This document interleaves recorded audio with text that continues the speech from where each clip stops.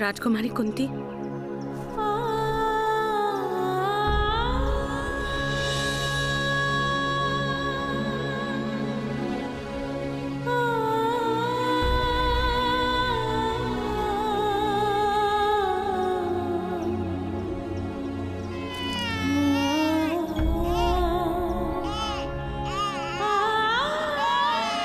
शीघ्रता कीजिए राजकुमारी कुंती, अन्यथा कोई देख लेगा।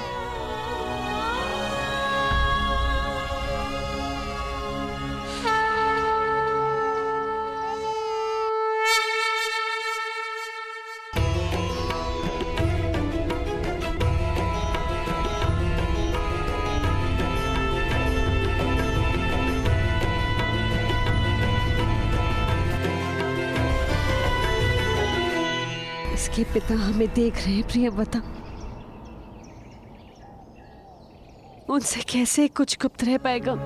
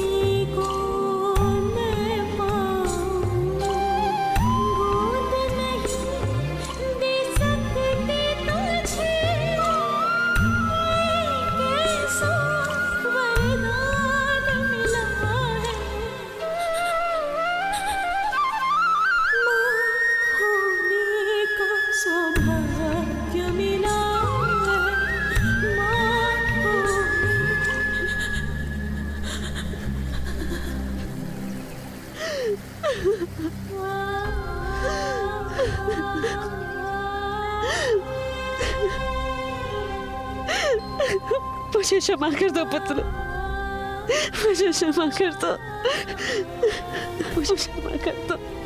शीघ्रता कीजिए राजकुमारी कुंती।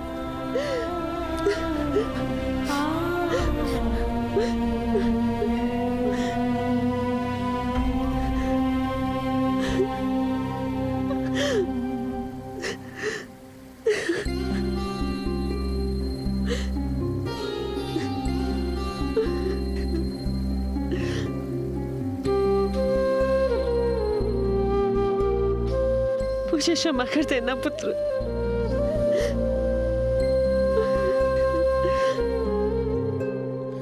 भगवान सूर्य नारायण तुम्हारी रक्षा करे।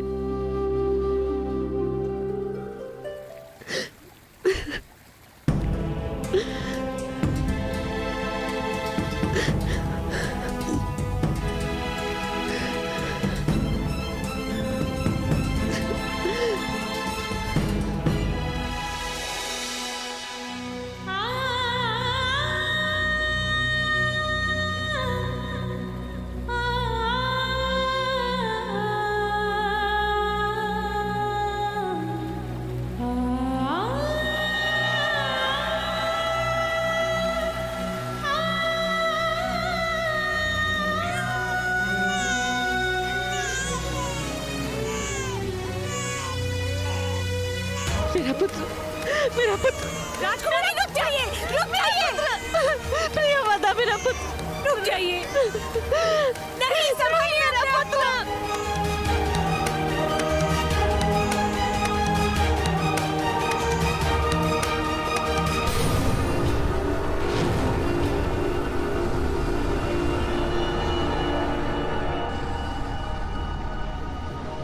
भगवान सूर्य नारायण मुझ पर बहुत क्रोधित है प्रियवदा।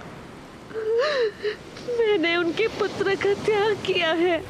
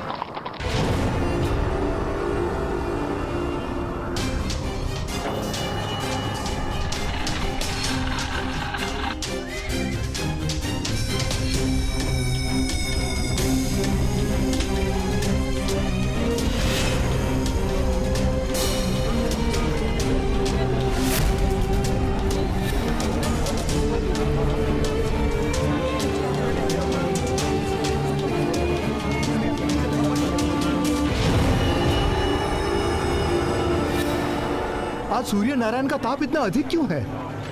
किस बात का क्रोध है उन्हें? अवश्य अवश्य कहीं भीषण पाप हो रहा है।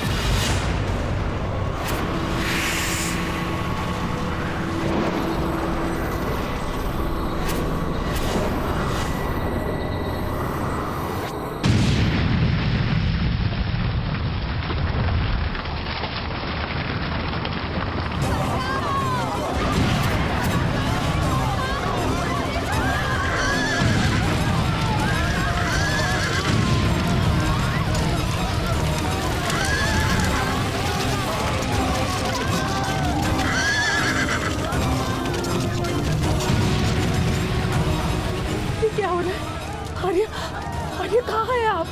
आर्य रक्षा कीजिए।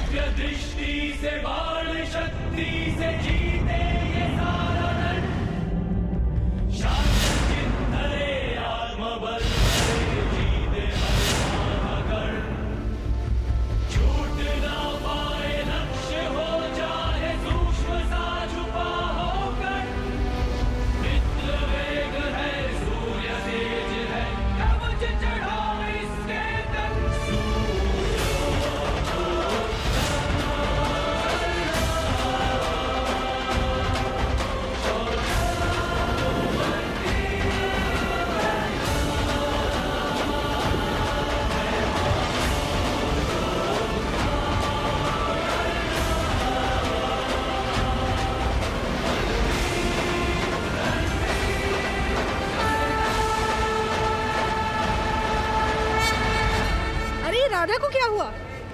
लगता है इसे प्रसव पीड़ा हुई है। चलो इसे इसके घर के अंदर ले चलो। कोई अधिरथ को बुलाओ।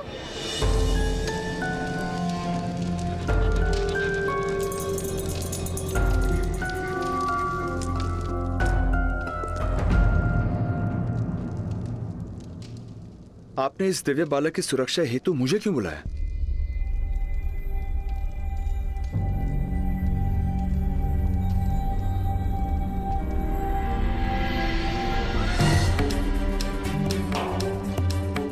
क्योंकि आप महाराज के सारथी हैं अधिरथ महोदय। महाराज की ओर आने वाला हर बाण सर्वप्रथम अपने वक्ष पर लेने का प्रण लिया है आपने। तो फिर आपके सिवा और किसे ये दायित्व दिया जा सकता था? किंतु राजकुमारी कुंती द्वारा ऐसा पाप कैसे हो गया जिसका दंड इस दिव्य बालक को भोगना पड़ रहा है? पाप नहीं, बालपन की भूल है ये। उस समय महर्षि दुर्वासा कुंती भोज के निकट तपस्या कर रहे थे।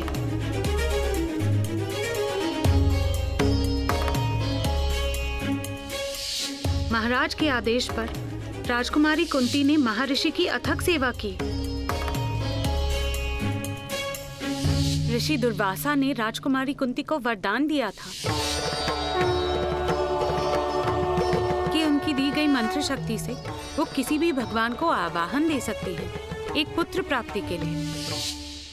राजकुमारी कुंती ने भगवान सूर्य नारायण को आवाहन दिया।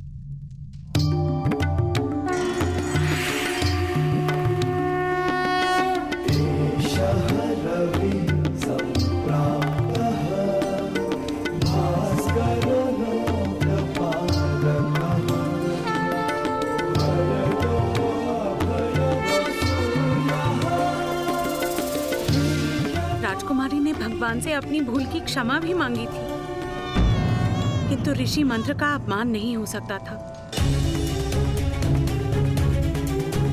भगवान सूर्य नारायण मंत्रबद्ध थे राजकुमारी को अपना प्रसाद देने के लिए।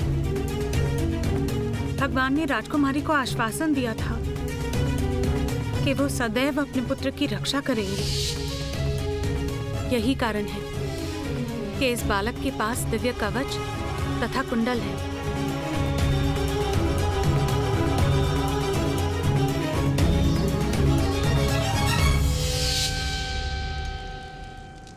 किंतु देवी, इस नन्हे से बालक का क्या दोष? क्या इसे किसी अनाथ आश्रम में स्थान नहीं मिल सकता था? यह राजकुमारी के सामने भी रहेगा और इसके जन्म का सत्य समाज से गुप्त।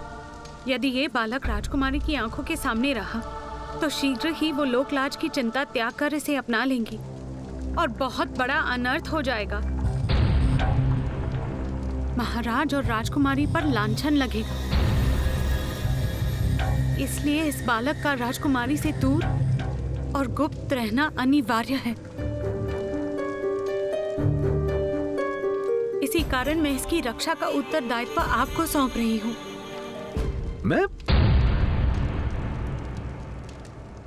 मैं किस प्रकार इस बालक की रक्षा कर पाऊंगा? अपने घर में इसे आसरा देकर, अपना पुत्र बनाकर। ये बालक दिव्य है, एक क्षत्रिय के घर में जन्मा है। मेरे जैसे नीची जाति के घर कैसे पलेगा? सुषेण महोदय, सूत के घर में ये सूत पुत्र बनकर पलेगा।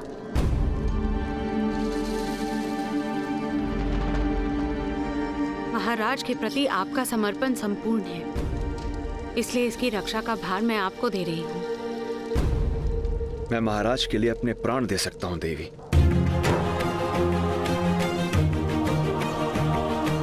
किंतु मुझे इसकी चिंता है। सत्य कभी छुपता नहीं देवी। सत्य बड़ी ही सरलता से छुप जाता है सुषेण महोदय, क्योंकि केवल थोड़ा सा असत्य मिलाने से सत्य भी असत्य हो जाता है।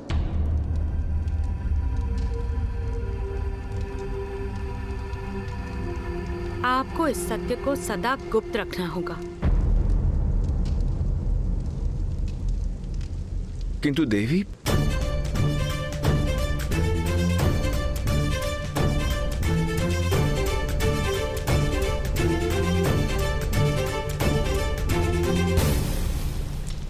अपने सारे संदेहों को इस अग्नि में जला दीजिए।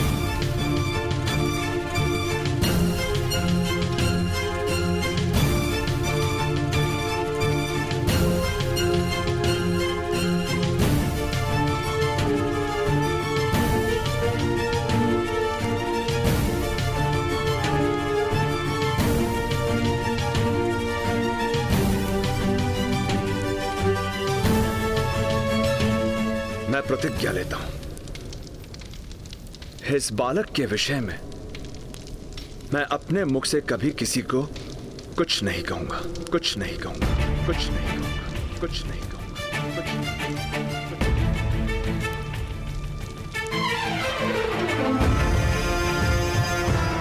शीघ्रता करें अधिरथ, आपकी पत्नी गर्भवती है।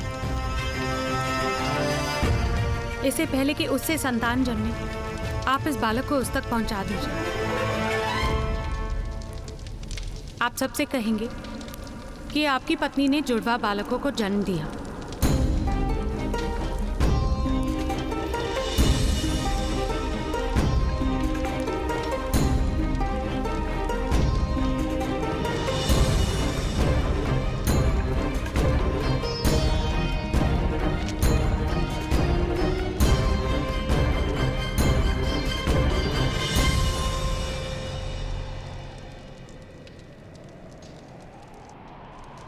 ये किस प्रकार होगा देवी? दिव्य है ये बालक, और ये समाज बलवान की दिव्यता को प्रणाम करता है, किंतु निर्बल की दिव्यता को अपराध मानकर दंड देता है। तो इसे अपने बल का परिचय देना होगा, सारे संसार को अपना परिचय पाना और अपना परिचय देना, यही इसका जीवन कार्य होगा।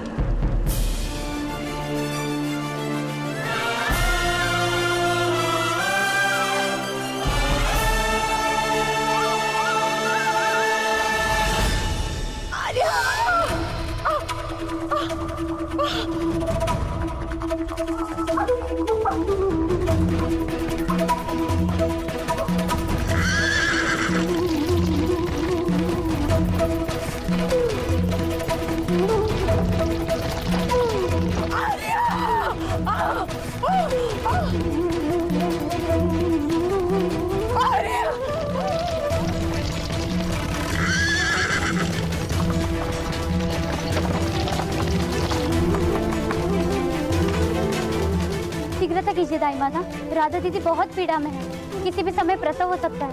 जल्दी चलिए।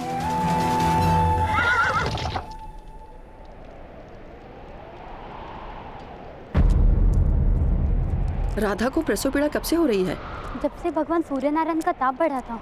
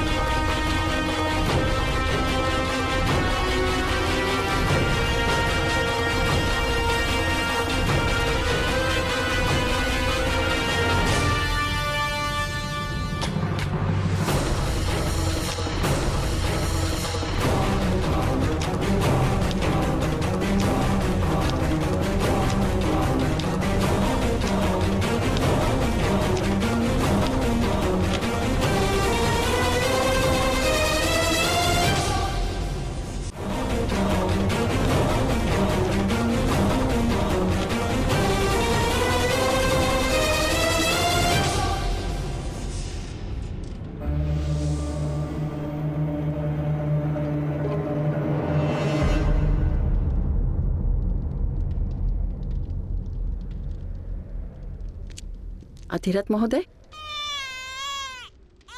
दाइमा, पहले बालक का प्रसव सुख से हो गया, संभवतः दूसरा शिशु राधा के उदर में है, जन्म नहीं हो रहा है।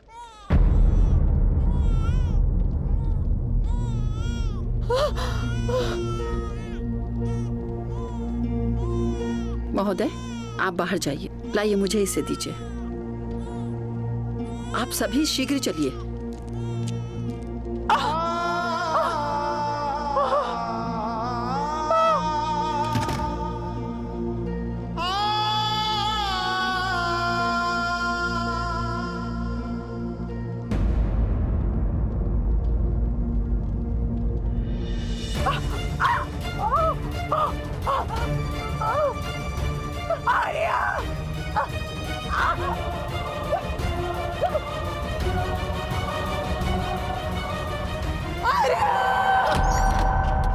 अधिरथ महोदय, आपके दोनों बालक सुख रूप में हैं।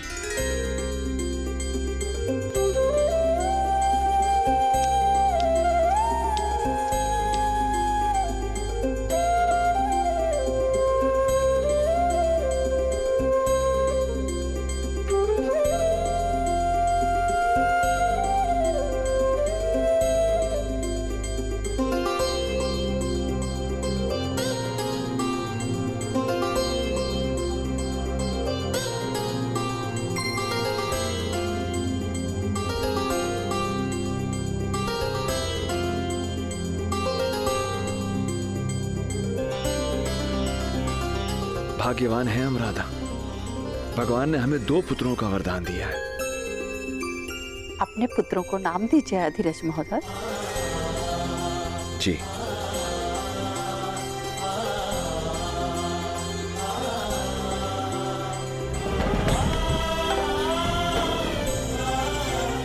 ये छोटा है, सदा अपने ज्येष्ठ भ्राता के दिखाए हुए मार्ग पर चलेगा। रक्त जैसा लाल रंग लेकर जन्मा है, इसलिए इसका नाम शोणित या शोण होगा।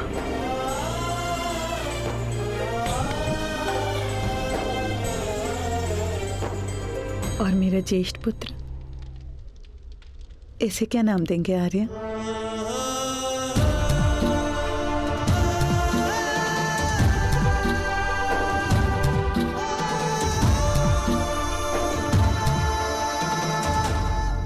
और इसका नाम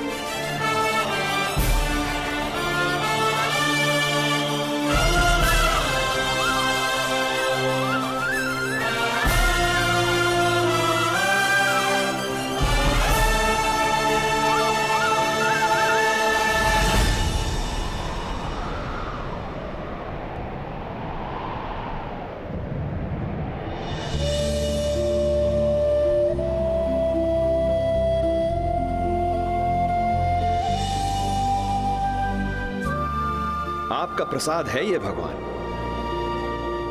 आपका अंश है। आपका प्रकाश इसका कवच होगा और आपका तेज इसका परिचय बनेगा, इसका परिचय बनेगा, इसका परिचय बनेगा, इसका परिचय बनेगा। ताप बनेगा इसका सामर्थ्य।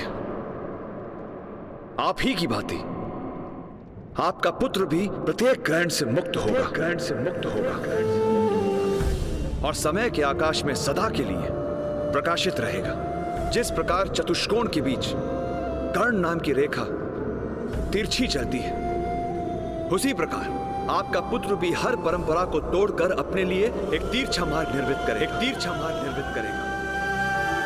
हे सूर्य नारायण, मैं आपकी अनुमति से आपके पुत्र को नाम देता हूं कर्ण, कर्ण, कर्ण, कर्ण। सूर्य पुत्र, सूर्य पुत्र कर्ण, सूर्य पुत्र कर्ण।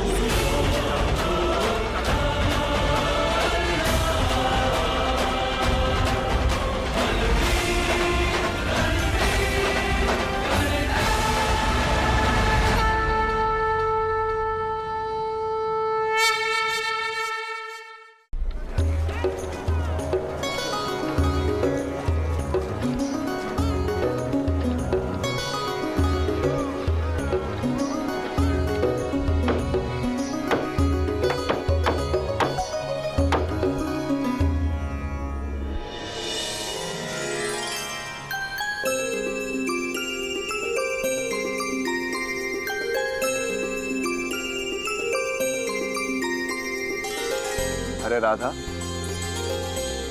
थोड़ा समय शोण को भी दे दो।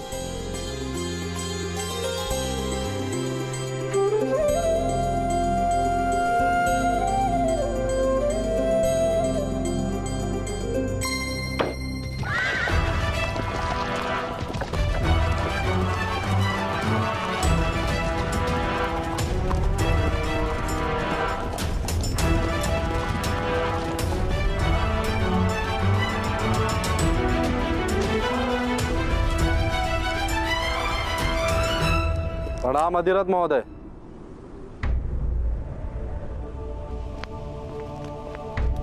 राम महोदय, क्या है ये सब? हमें सूचना मिली है कि आपने बाढ़ से किसी बालक की रक्षा की है, उसके लिए धन्यवाद। किंतु अनाथ बालकों को राज्य के अनाथ आश्रम में पहुंचा देने का कर्तव्य था आपका। अनाथों की रक्षा का दायित्व और अधिकार ये दोनों ही राजमाता का है, ये आप अच्छे से जानते हैं।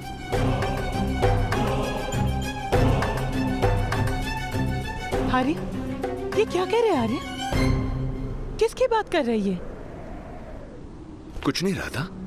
इनसे कोई भूल हो रही है। मैंने बाढ़ में किसी की रक्षा नहीं की। वास्तव में मैं अपनी ही रक्षा करने से कर पाया। सुषेण, किसी अनाथ बालक को अपना कहकर अधिकार कर लेने को हत्या से भी बड़ा पाप माना गया है, और ये बात तुम अच्छी तरह से जानते हो ना? किंतु मैं ऐसा क्यों करूंगा?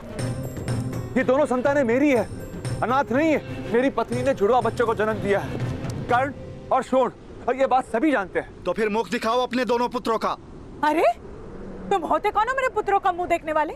मेरे पुत्रों की ओर आंख उठाई ना तो अंधा कर दूंगी। शांत रहो राधा।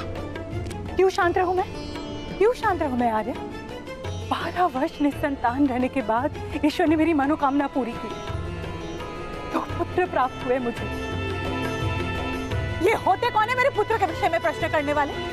प्रश्न तुम्हारे पुत्र के विषय में नहीं है राधा, प्रश्न तुम्हारे पति के विषय में है। अरे जा रंभा, अपना मुंह काला कर। जानती हूँ सबको पीड़ा देकर ही सुख मिलता है ना तुझे। ये मेरे पति स्वयं महाराज का रथ हाँकते हैं। महाराज को इन पर पूर्ण विश्वास है। महाराज के इतने मूर्ख हैं, किसी पापी को अपने रथी बनाएंगे?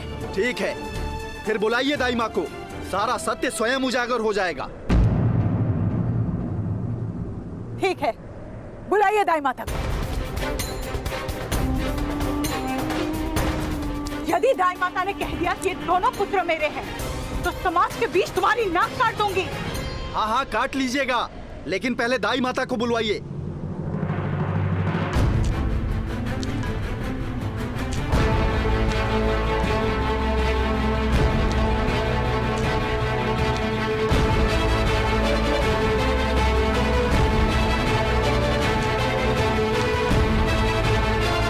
बताइए सबको रात को क्या हुआ था? मेरे हाथों राधा के एक ही पुत्र का प्रसव हुआ, दो नहीं।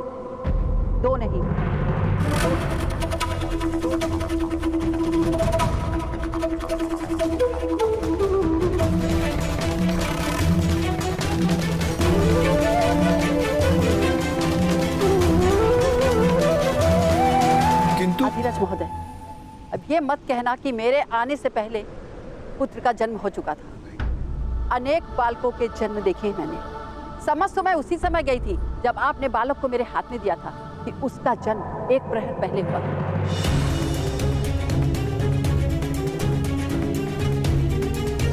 राधा,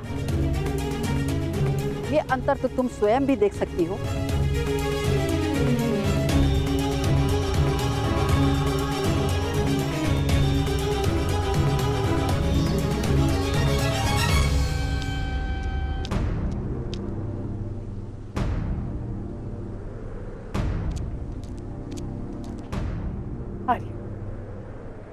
आर्य, ये क्या कह रही है? क्या ये हमारा पुत्र नहीं है? क्या आप किसी का पाप उठा के लाए?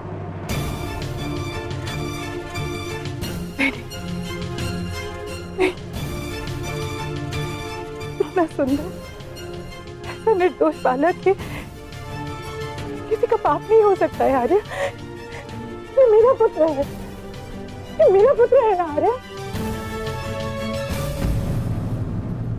क्या जाने किस जात किस वंश का है ये बालक। यहाँ रहकर सूत के सारे आवासों को भ्रष्ट कर देगा। इसे ले जाइए यहाँ से।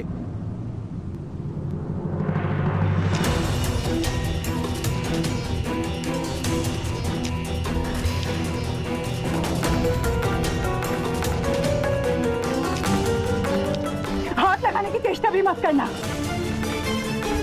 बालक दे दीजिए देवी। अनाथ बालकों की रक्षा का अधिकार महारानी का और राजकुमारी कुंती का है।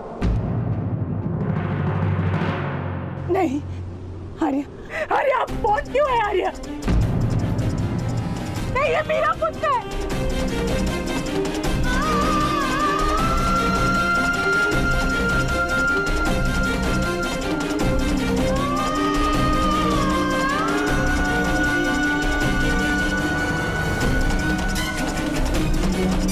मैं प्रतिज्ञा लेता हूं, इस बालक के विषय में मैं अपने मुख से कभी किसी को कुछ नहीं कहूंगा।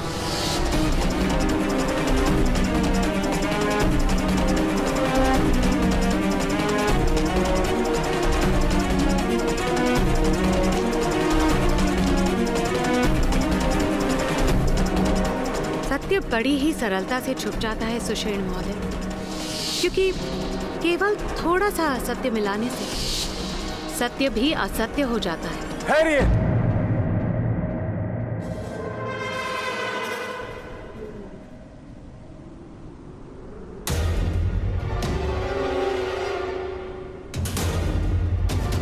ये सत्य है,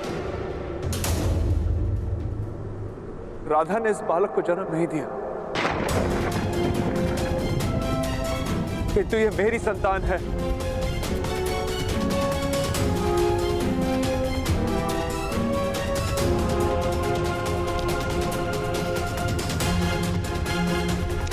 एक सूत का पुत्र, मेरा ही वंश, इसका वंश।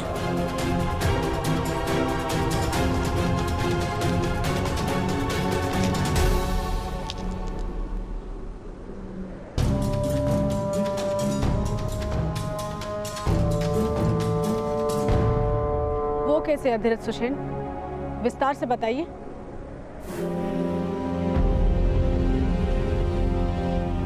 बाढ़ में इस अभागी बालक की माता की मृत्यु हो गई। मैं केवल इस बालक की रक्षा कर पाया, इसकी माता की रक्षा नहीं कर पाया मैं। किंतु इस बात से ये बालक तुम्हारा पुत्र किस प्रकार हो जाएगा अधिरथ? इसकी माता मेरी पत्नी थी, मेरी दूसरी पत्नी।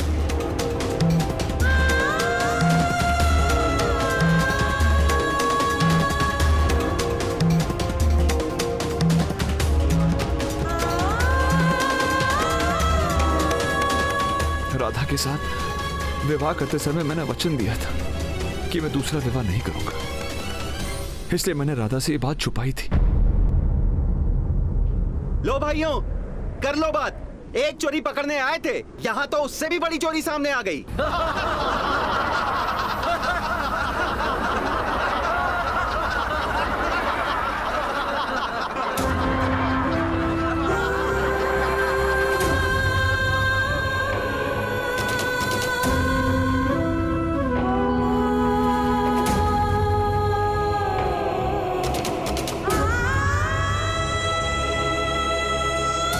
ये तो राधा का प्रश्न है, राधा ही जाने। यदि हमारा धर्म और समाज भ्रष्ट नहीं होता तो हमें क्या करना है? चलिए यहाँ से।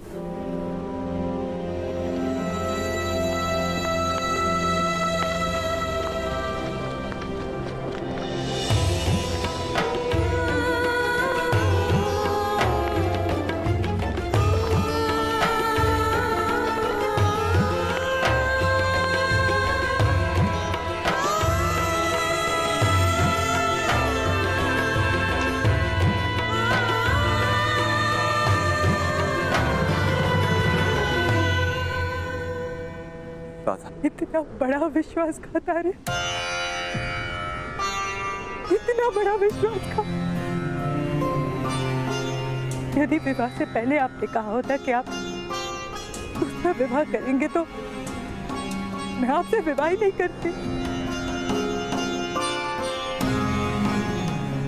यदि मेरे पुत्र शोण के जन्म से पहले आपके इस दूसरे विवाह के बारे में जान जाती तो आत्महत्या भी कर सकती थी। इस तरह तो आपने मुझे जीवन भर इस विश्वासघात के साथ जीने का एक दंड दे दिया है आर्य। राधा, राधा मेरी बात तो सुनो।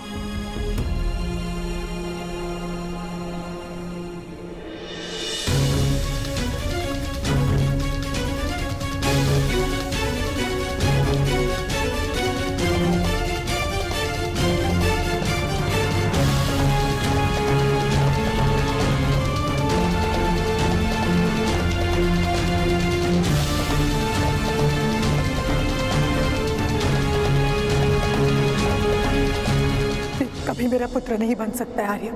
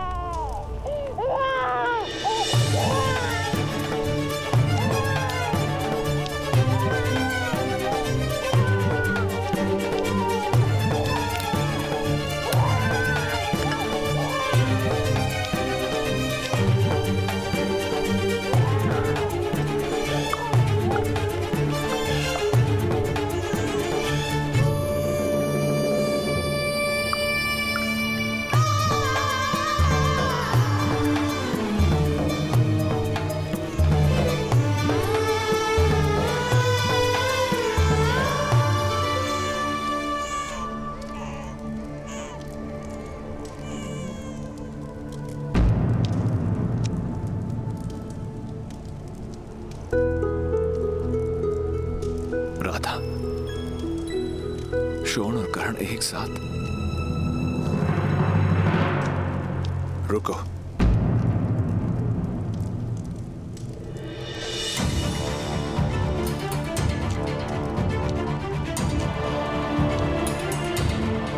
मैं मानता हूं, जानता हूं कि भूल मेरी है, किंतु इस बालक का क्या दोष?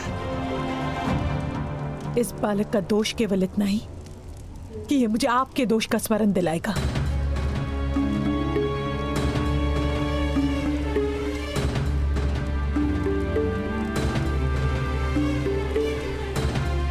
तुम एक स्त्री हो रहा था, किसी निरपराध बालक का त्याग कैसे कर सकती हो? यदि आपकी इच्छा को आदेश मानना और आपके पाप को पुण्य समझने का नाम स्त्रीत्व है, तो मैं स्त्री होने को अपना दुर्भाग्य मानती हूँ।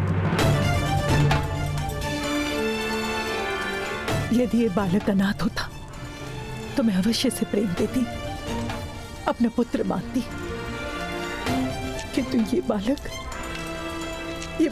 आपके विश्वासघात का स्मरण बनकर रहा है आज।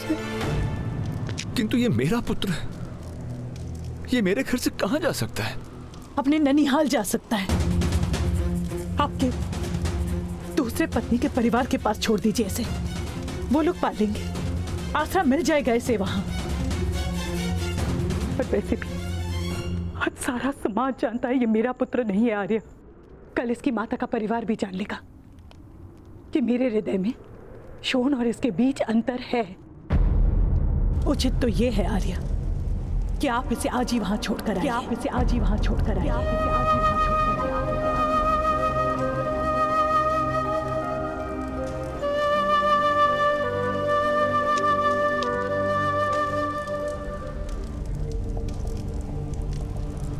क्या ये तुम्हारा अंतिम निर्णय है?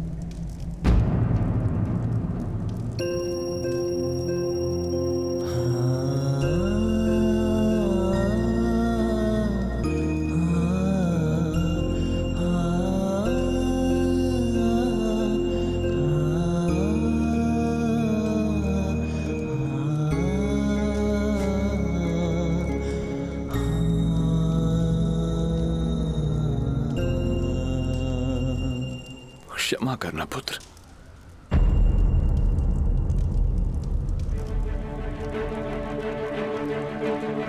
मैं और कर्ण यहां से जा रहे हैं।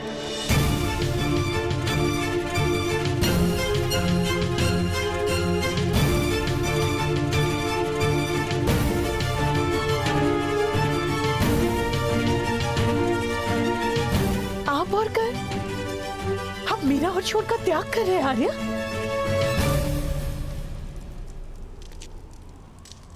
तुमने भी मेरे पुत्र का त्याग किया है, वो तुम्हारा निर्णय है, ये मेरा निर्णय है। राजा की सेवा, सारे समाज का सम्मान, इतनी संपत्ति सब त्याग देंगे इस बालक के लिए? निरुपाय हूं मैं राधा। अनाथ होने का ज्ञान मनुष्य की आत्मा को निर्बल बना देता है। मैं कर्ण के भाग्य में अनाथ होने का दुख नहीं भर सकता। तुम यथार्थ कह रहे। यदि कर्ण यहां रहेगा तो ये समाज उसके इसी दुख को बढ़ाने की चेष्टा करता रहेगा।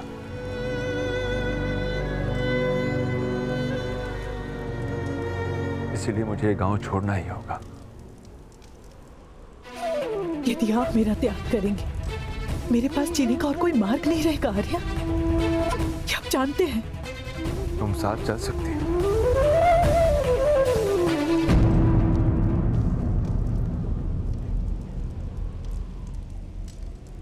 किंतु तुम्हें कर्ण को अपना पुत्र कहना होगा,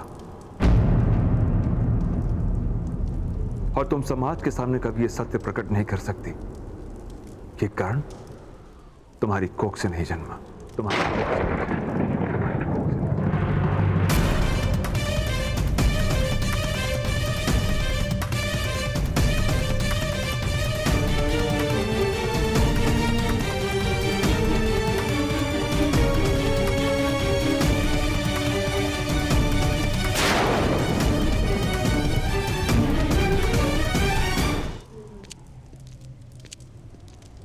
आर्या,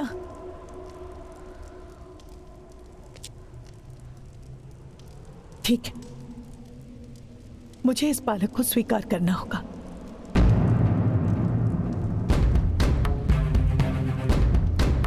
किंतु स्मरण रहे आर्या, शरीर दास होता है, हृदय सदा स्वतंत्र रहता है। आज से मेरे हृदय पर आपका कोई अधिकार नहीं, और इस बालक को मैं प्रेम नहीं दूंगी आर्या, ये अब जान लीजिए।